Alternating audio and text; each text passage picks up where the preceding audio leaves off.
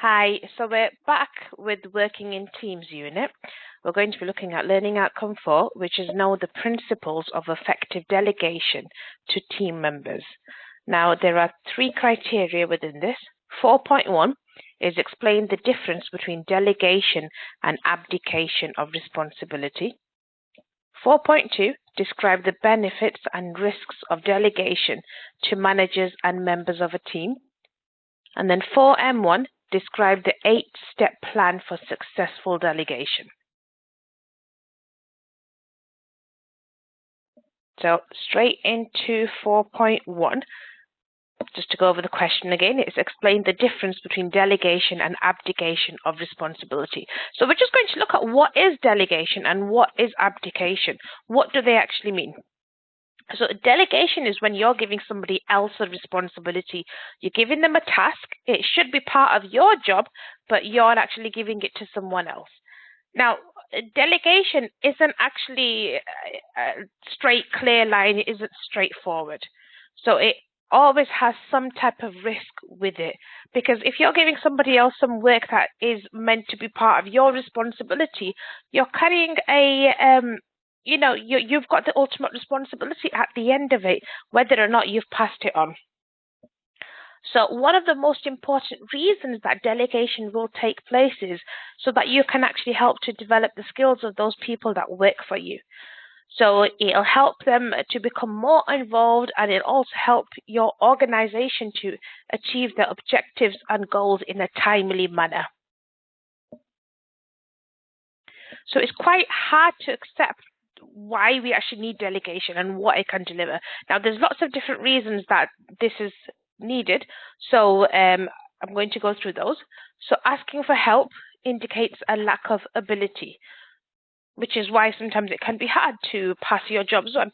So some people will feel that, oh, if I pass my job on, it's going to feel like to other people that I'm weak, that I don't know how to do my job, or I can't manage myself, that I'm just trying to get other people to do things for me and I've not got the talents to do it. That's not true, but that's why it stops people from passing on tasks. Another point is that nobody else can be trusted to do the job properly. Sometimes you can think that, oh, I am the be-all and end-all, only I can do this job, I'll do it fantastically, nobody else can do it in the way I can. So it's you just boosting your ego in a way. So, if you're not delegating your tasks, you might be taking a lot more time to do them, and to be honest, it's a fantastic way to help your team members to develop and work in a fantastic way too. And again, it's a really good training opportunity. And then another point is that somebody else will do a better job than me and they'll take the credit. So this means that you might actually be a bit jealous of what achievements your subordinates have. It might say a lot about your attitudes or how the manager actually thinks, and rather than being proud of the achievements of their staff members, they're going to think, oh, if I pass this task on to so-and-so, what if they do it better than me? What if they do it quicker than me? What if their presentation is nicer? What are they going to think of me? I'll be put down here. And then you got nobody else can actually help. So if you're thinking that, oh, I've got these jobs to do, but no one's qualified enough to do it, or they can't do it the way I can do it, so, I'm just going to get on and do it myself, it's a sign of poor leadership. Everybody needs somebody there to help them once in a while. And again, it's not you admitting to a weakness if you're saying, I'm going to delegate some tasks to my subordinates, to my team members. It's you trying to nurture them and develop their skills. It's a fantastic training opportunity. Again, another factor is that some people will feel guilty about delegating work. So you're going to think, oh, I'm giving my work to someone else. They've already got their own workload and I'm going to overload them. It's not realistic that I'm giving them this many jobs. I shouldn't really be passing my workload on. So, it's okay. I won't do it. And then another point is that you might be reluctant to relinquish any part of the work that you're doing. Some people enjoy their work so much that they really don't want to let go of it. They're like, I love this. I want to keep on doing this. I'm just going to carry on. You know, it's nice that you enjoy your work. It's lovely that you want to keep on and are so eager to be working. But you can't keep everything for yourself. Some things do need to be, in the simple way, just shared. So share your responsibilities. Give somebody else that opportunity to progress within their career like you've had for yourself.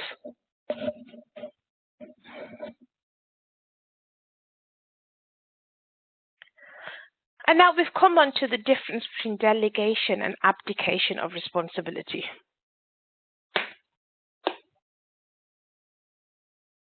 Now, there's quite a difference between delegating and abdicating.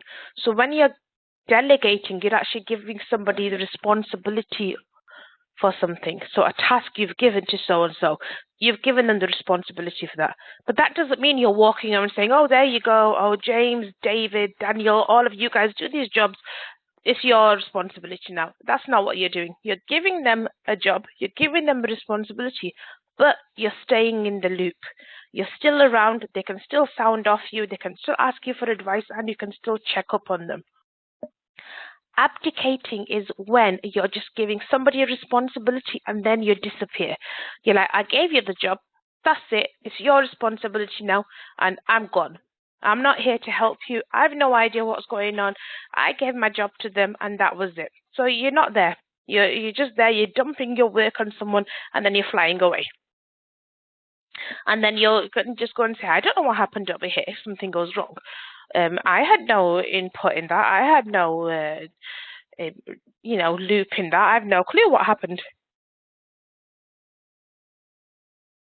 So if you're delegating, again, just to recap, you're turning your responsibility over to someone, but you're still in the loop. You're still there to help them out, to give them information, to help them if they get stuck, and to give them a helping hand.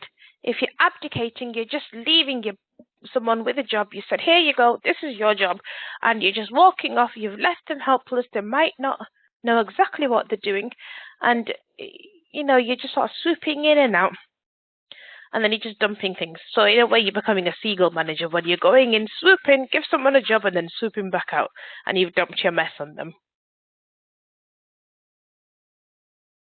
Now, 4.2 is describe the benefits and risks of delegation to managers and members of a team. So there are advantages to delegating things. So the advantages of delegation for the manager is that you get an increased available time, so you get more time to do strategic thinking and development opportunities. A manager's work that has higher return gets more done. When you're not there, in your absence, you're still getting work done. Your own reputation will also improve because you're going to be seen like a trusting leader. You're going to be seen like someone who's investing in the development of their team and that you're training them, you're coaching and mentoring them, and you're helping them to progress as well. And again, your own career progression will be enhanced as well. Now, the advantages of delegation to team members are you get increased loyalty because you get a lot more career growth opportunities. You get decreased delays, so there's not many people waiting on you, and then the manager will be able to take decisions or actions. You've got increased and improved motivation and job satisfaction. And again, when you delegate your tasks to your team, you're also making sure the tasks are actually moving around to different team members. So everybody will get a different task at different times, and they'll all be able to try different things. So your workload isn't going to be boring. You're not going to be doing the same thing day in, day out. And it'll give you a flexibility so everyone can improve their skills. So when you give important tasks to your team members, you're actually showing them that you can trust them, that you've actually got such confidence in them that they will be able to take this task and run with it. And it really develops a good sense of self-esteem for your employee. And then when you're involving them into these tasks as well, you're developing their capabilities, you're giving them new teaching experiences, you're training them. And again, it's a fantastic benefit to the employee because it makes them more versatile and more employable. And again, learning off the job is a fantastic way to learn.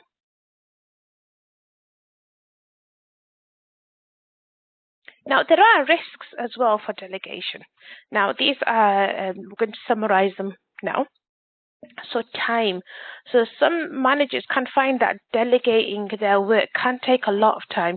So you're having to train your staff members, you're having to handhold a lot in the beginning, especially if it's a brand new task that someone hasn't tried before.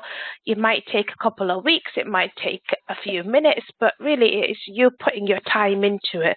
So sometimes it can feel easier to just say, right, this task here will take me a couple of hours to do.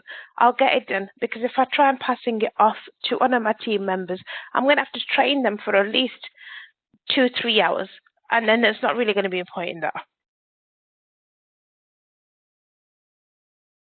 Then quality. So some managers will think if I pass my tasks on to someone else, if I'm delegating them, they might not have that same quality that I do.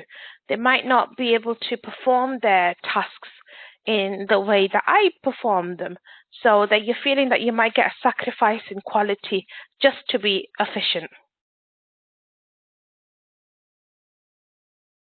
And then enjoyment. So managers who actually love their work, they might find delegating tasks hard, because like we said earlier, some people really love doing what they do, and it's one of those fun things that if they got a particular task that they like or a project and they're like, oh, I'm really looking forward to this, it can take up a lot of their time. They do enjoy it, but again, being a manager, you have to deal with the mundane part of managing a team as well. So sometimes you need to pass on some of the more fun things.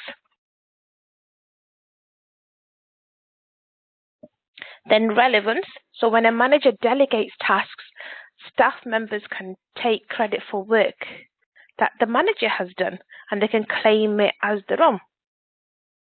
So some managers think that if they're not really getting the credit for a particular job that's been done, that they're going to lose the political or social capital within the organization.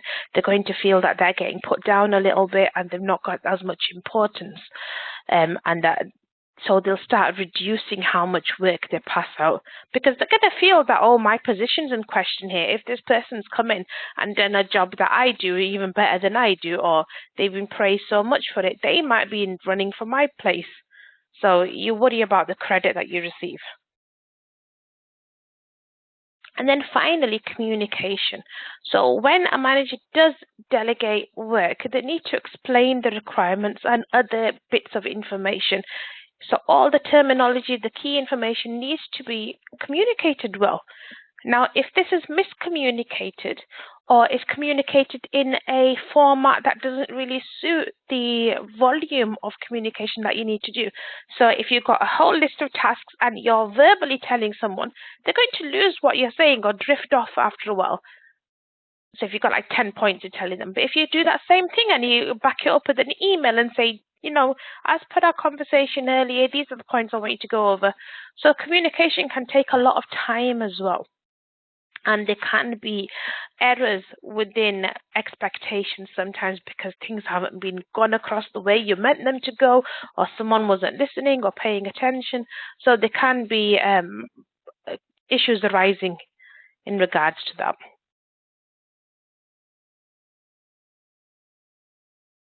Now we're going to talk about 4M1. If I can find the document, which is hiding over here. So 4M1 is described the 8-step plan for successful delegation. So the first step, simply just select a delegate for the assignment. Find someone who you want to give your task to. And if they've got an interest, if they've got an ability, then pass it on to them.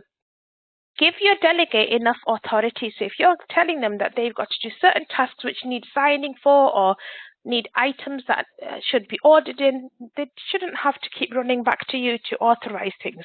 So make sure they've got enough authority that they can spend a part of a budget on it, or that they can sign off on things.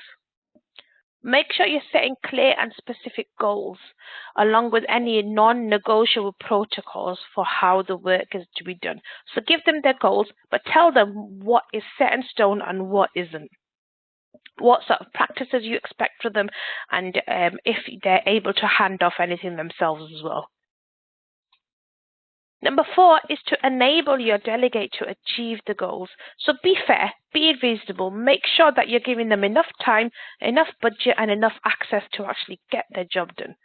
So if they've got a job where they need to access a software program which they've not got clearing to do, then you're setting them up to fail straight away. So make sure that they've got clearance to get onto that software and to get that job done in a timely manner. Number 5 is to actually be a resource to support your delegate. So be there. Tell your delegate that, yeah, I've given you this task, but I'm not actually leaving you to it. I'm not going to just abandon you. If you need me, come to me. Give me quick questions. Give me updates.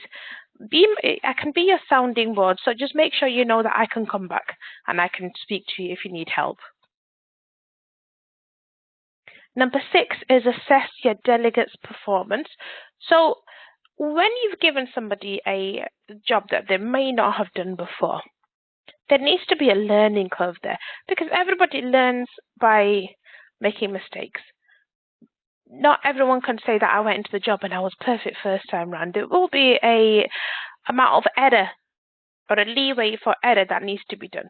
So be there, give them a learning curve, be there as a mentor, teach them, train them, and then gradually pull back. So in the beginning, they might be consistently coming back to you and saying, oh, I've done this, that, is this okay? By the end of the week, they'll be a lot better. They'll know exactly what's going on, or they'll have a clearer idea. So rather than you micromanaging them or hovering over them, it's time to start pulling back slowly. Number 7 is to give recognition for contributions that have been made. So recognize any efforts that's been made to actually do this task. It might have been something completely new. It might have been something they've been doing for ages. They might have put in new innovative ideas and, put in something that you had no idea about either. So it's nice to say to them, well done. The way that you've approached this task, I probably wouldn't have done, but I like what you've done, and they're going to feel really appreciated, and it won't be like you're just giving them the task, you've said, they've done it, and you're like, oh, okay, yeah, great, thanks. It's nice to be recognized, even for small things. And then number 8 is to maintain responsibilities for outcomes. So if your delegate isn't delivering on the job that you've given them, you still have to have responsibility for that task. So it doesn't mean that you're given the work and then you take it back and then you go and give it to someone else and then they don't do it properly, then you take it back and then you give it to somebody else. So you don't want to ping pong your work between team members or take it back completely and say, yeah, you can't do it, that's fine. So if you're finding that the person that you've chosen to handle this task isn't able to deliver the outcomes that you want, support them, coach them, guide them, be a mentor for them, hold their hand a little bit, be there for them. If it might take a couple of hours extra for you, but you've got to think that initial training that you do, it might take up your time now, but in the future when you do handle or give these type of responsibilities to your team members again, they'll have a clearer idea on what to do. So the first times are always a lot longer. After that, it gets much, much easier.